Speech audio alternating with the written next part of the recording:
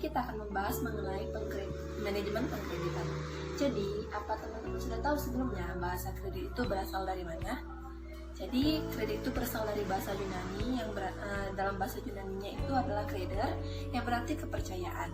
Nah, dalam bahasa luasnya, kredit itu adalah kemampuan untuk melaksanakan suatu pemberian atau mengadakan suatu pinjaman dengan suatu janji pembayaran akan dilakukan pada suatu jangka waktu yang disepakati.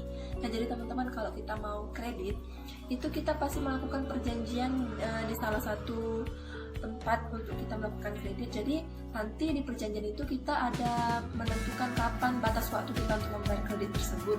Juga di situ kita harus membayar bunga dari kredit tersebut.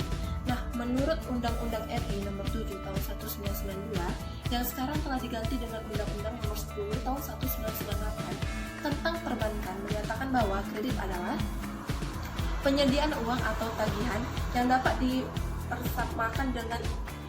dipersamakan dengan itu berdasarkan persetujuan atau kesepakatan pinjam meminjam antara bank dengan pihak lain yang mewajibkan pihak pinjam meminjam untuk melunasi hutangnya setelah jangka waktu tertentu dengan jumlah bunga imbalan atau pembagian hasil keuntungan. Nah, jadi teman-teman, biasanya pihak bank itu menelpon kita untuk memberikan kartu kredit kalau kita mau, gitu kan teman-teman. Jadi di dalam kartu kredit ini ada saldo yang diisi oleh pihak bank, bisa 10 juta, bisa 100 juta, tergantung dari pihak bank tersendiri. Nah, kita itu bisa menerima dari bank tersebut atau kita bisa mengajukan untuk pembuatan kartu kredit tersebut. Nah, tapi kartu kredit ini tidak sembarangan didapatkan. Jadi jadi di dalam kartu kredit ini kita bisa gunakan untuk, misalnya kita mau belanja ke mall, kita bisa biasanya pakai kartu kredit tersebut untuk membayar belanjaan kita, atau kita lagi mau makan ke salah satu restoran, kita tinggal menggesek kartu kredit tersebut. Tapi ingat, kartu kredit itu juga dibayar cicilannya setiap bulan dan bunganya. Nah, jadi untuk teman-teman yang belum terlalu perlu menggunakan kartu kredit, saran saya sih tidak perlu gunakan. Tapi jika teman-teman bisa menggunakan kartu kredit dengan baik dan bijak, ya tidak masalah untuk menggunakan kartu kredit.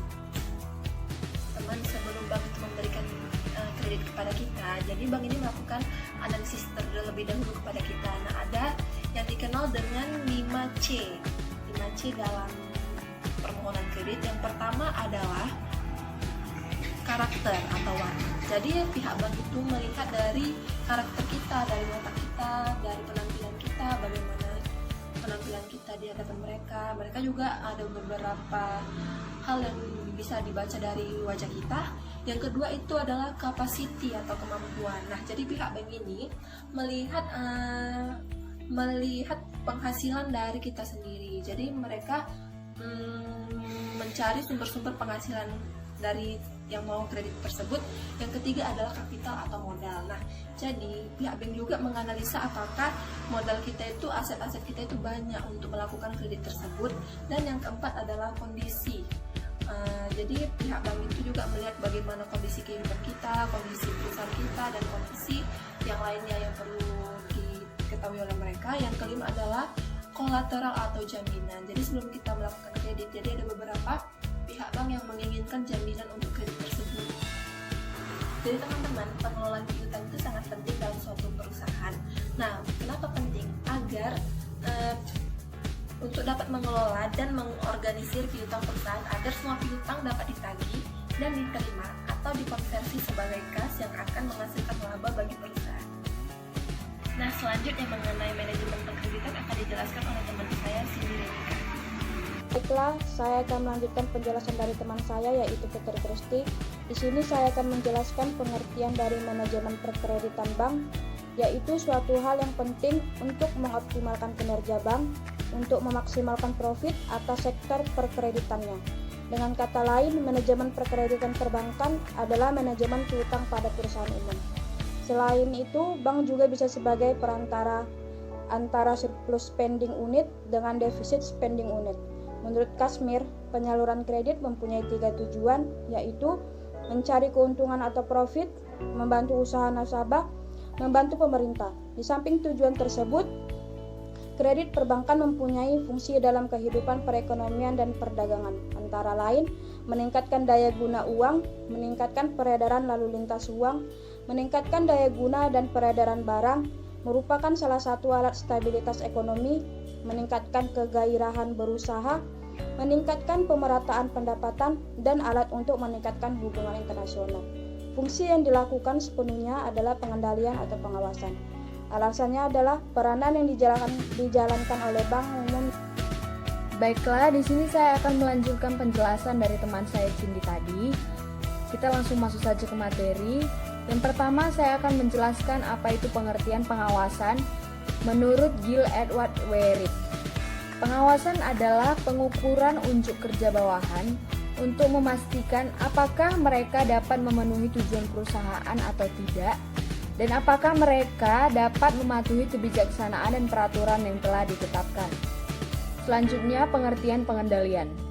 Pengendalian adalah pengukuran dan perbaikan terhadap pelaksanaan kerja bawahan agar rencana yang telah dibuat untuk mencapai tujuan perusahaan dapat terselenggara dengan baik. Selanjutnya saya akan menjelaskan apa itu pengertian pengendalian kredit.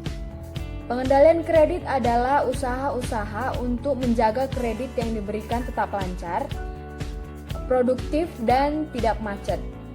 Yang terakhir, saya akan menyebutkan 7 tujuan pengendalian kredit menurut salah satu ahli, yaitu Hasibuan. Yang pertama, tujuan pengendalian kredit adalah untuk menjaga agar kredit yang disalurkan tetap aman. Lalu yang kedua, mengetahui apakah kredit yang disalurkan itu lancar atau tidak. Lalu yang ketiga, untuk melakukan tindakan pencegahan dan penyelesaian kredit macet atau kredit bermasalah. Selanjutnya yang keempat, untuk mengevaluasi apakah prosedur penyaluran kredit yang dilakukan telah baik atau masih perlu disempurnakan. Lalu yang kelima, untuk memperbaiki kesalahan-kesalahan karyawan analisis kredit dan mengusahakan agar kesalahan itu tidak terulang kembali. Selanjutnya yang keenam, untuk mengetahui posisi presentasi collectability kredit yang disalurkan bank. Dan yang terakhir yang ketujuh adalah untuk meningkatkan moral dan tanggung jawab analisis kredit bank. Baiklah, sekian penjelasan dari saya ucapkan terima kasih. Baik teman-teman, jadi ini adalah sekilas mengenai manajemen perkreditan. Jika ada salah kata atau salah dalam pembahasan ini, kalian bisa komen di bawah ini ya, untuk agar menjadi pembelajaran bagi kami juga. Dan video ini kami buat untuk memenuhi tugas dari dosen kami.